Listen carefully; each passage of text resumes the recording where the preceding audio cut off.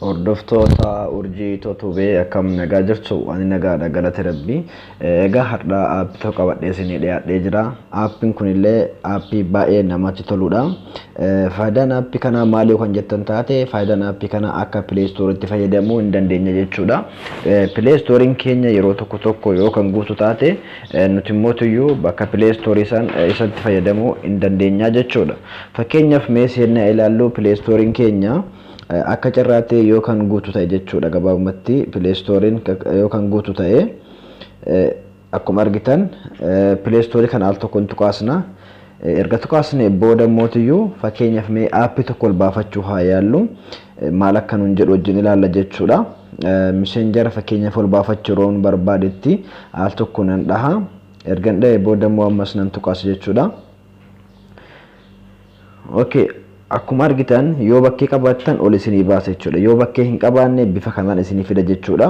Kanaafuu iddoon kee gahaa miti isa kanneen irraa haqinaan jedha jechuudha. Yoo iddoo kanarraa haqni ta'e ani mootiyyuu ol naa ba'uu hin danda'u jechuudha. Bakkeen kiyya guutee waan jiruuf jechuudha.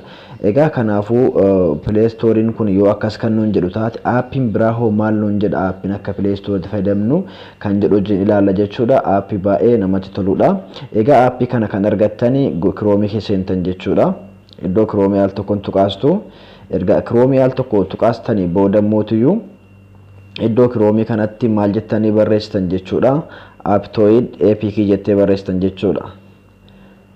Okay, akkuma argitan bifa kanaan ni barreessina jechuudha. Erga kana barreessine bifa kanaan nuuf fida nuti immoo ol harkisna jechuudha. Jalaa gara oliitti ol harkisna. Akkuma argitan isa kana jechuudha kan nuti barbaannu ishee tanadha jechuudha. Download Aptoid APK for Android free last version kan jedhu kana maal gootu al tokkoon tuqaastu jechuudha. Erga isa al tokko tuqaastanii booda akkuma ilaaltan in fida jechuudha iddoo kanarratti.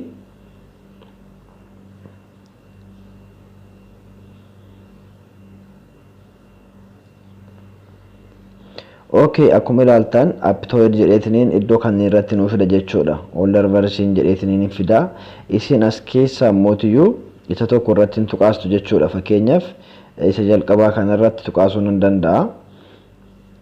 Okay, al tokko yoon dhahe akkuma argitan download Aptoid nuun jedhaa jira jechuudha. Akkuma argitan jalan irratti iddoo kanarratti maal gootanii al tokko download kan jedhu kanan dhooftan jechuudha.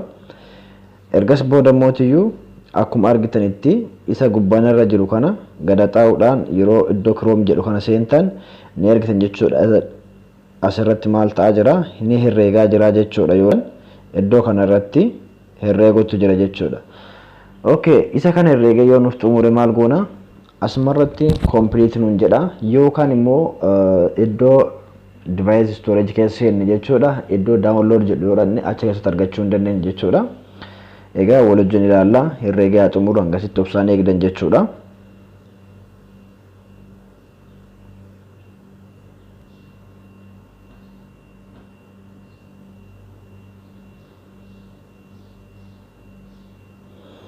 Okay, akkuma ilaaltan iddoo Chrome kanarratti xumuruutti jira jechuudha. Meegaabaayitii 22.65 dha jechuudha kan inni fudhatu. Egaa iddoo kanarratti yoo xumure hunduma keenyaan asirratti maal goona al tokkoon tuqaastu jechuudha. Yoo nu xumure jechuudha. Inni herreegatiin jiru kun yoo kan xumuru taate maal gootanii asirratti complete waan nuun jedhuuf isuma kana maal goona al tokkoon tuqaasna jechuudha. Ergas booda immoo baay'ee aappii namatti toludha jechuudha. Wajjin ilaaluu hin dandeenya. Okay, akkuma argitan iddoo kanarratti maal nuun jedheetiin jira complete jedhee jira jechuudha. Download complete nuun jedhee jira maal goona al tokko isuma tuqaastu jechuudha. Erga tuqaastanii booda maal jedha bifa kanaan nuuf fida jechuudha. Ergas cancel install jedha install jettuun jechuudha. Okay, aappii akka Play Storetti nama fayyadudha isiniin jedhee jira. Play Store keessatti wanta qarshiidhaan bitamu asitti mootiyyuu free download nuuf godha jechuudha. Akkasuma mootiyyuu aappiin tokko Play Store keessatti yoo nuuf buudide asitti dhufnee Aptoid kana keessatti dhufnee yoo kan itti galchinu taate as keessatti Aptoidin kun maal godha jechuudha download nuuf godhuu ni danda'a jechuudha. Aappii baay'ee namatti toludha. Egaa duratti wajjin ilaallee Play Store keessatti yommuu wajjin ilaalle sana Play Store keessatti Messenger yeroon itti barreesse jedhu install yeroon jedhu maallaan jedhee storage kee iddoo hin qabu naan jedhe jechuudha. Kanaaf immoo aappiin kun immoo hoo osoo waan tokko bilbila kiyyarraa hin hir'isin aappii kana dhufee yoo kan laalu taate aappiin kun immoo ol naaf baasa moo innillee akkuma Play Store sana iddoo hin qabdu naan jedha kan jedhu wal wajjin ilaalla jechuudha. Hanga of ol nu baasu tobsaan eegdan jechuudha.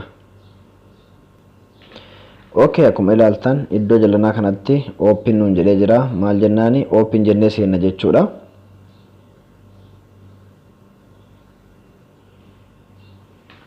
Okay, erga open jennee seennee akkuma ilaaltan bifa kanaan nu dhufa jechuudha. Okay, haga nuuf banutti ni eegdanii.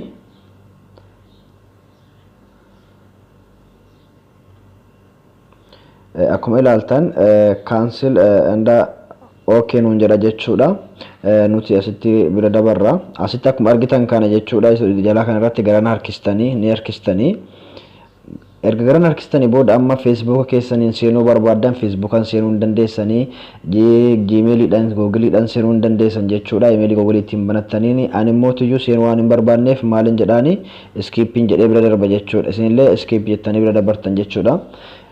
Enna yoo bifa kanaan nu fida jechuudha. Egaa ka aappiin duraa garasitti ilaalle suni Messenger ol na baasuu hin dandeenye. Iddoon search kana irratti maal jedha search kan jedhu kan al tokko nan tuqaasa.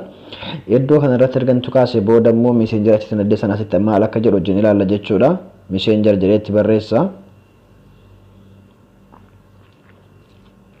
Okay, akkuma ilaaltan bifa kana yerootti barreessinee jenne Messenger kana kinoo asitti nu fide jechuudha. Aappiin kun wanta maraas keessatti argachuu hin dandeessan jechuudha. Wanta hundumaa asitti argachuu hin dandeessan isiniin jedha. Egaa ka Messenger kana maal tokko nan tuqaasa. Ergan tuqaase booda immoo akkuma argitan installin jedhaani. Okay jedhaani. Iddoo kana irratti akka carraa bilbilli keessan wifi bichaadhaan download kan godhoo taate wifi iddoo wifi jedhu kan yeroo tokko irraas deebiftan jechuudha. Ergas booda al tokkoof dubara deebitanii ergas booda install jettaniin jechuudha. Okay jettaniini asiddeen allow jedha allow jettuuni. Okay, akkuma argitan kana jechuudha. Akkuma argitan kana herreegaa jira jechuudha. Garasitti duratti maal nuun jedhee ol baafachuu hin dandeessu naan jedhe jechuudha. Iddoo hin qabdu naan jedhe. Amma immoo bifa kanaadhaan ol baasutti jira jechuudha. Ani amma isinitti agarsiisuuf waan ta'eef ol baafachuus waan hin barbaanneedhaaf asuma irratti hin xumura. Kanaafuu aappiin kun aappii baay'ee namatti toludha. Seentanii ilaaluu hin dandeessanii isiniin jedha. Egaa kan garasitti dandeessuun asitti iddoo kana osoo waan tokko irraan balleessin aappii tokko osoo irraan hir'isini aappitoodii kana seenuudhaan bifa kanaan ol baafachuu danda'ee jira jechuudha. Turtii gaarii isiniif haa ta'u. Akkasuma immoo namoota birootiif share gochuu hin dagatinaadha. Akkasuma immoo urjii itoo tuube jechuudhaan subscribe gochuu hin dagatinaa isiniin jedha. Turtii gaarii isiniif haa ta'u.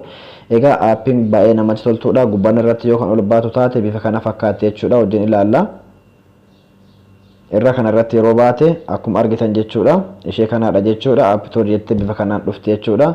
Kanaafuu aappii akka Play Storeetti nama fayyadduudha isiniin jedha. Baay'ee aappii namatti toltuudha. Turtii gaarii isiniif haa ta'u. Haga kan biraa walitti qabannee deebinuun warroonni subscribe hin goone subscribe godhaa isiniin jedha. Turtii gaarii isiniif haa ta'u.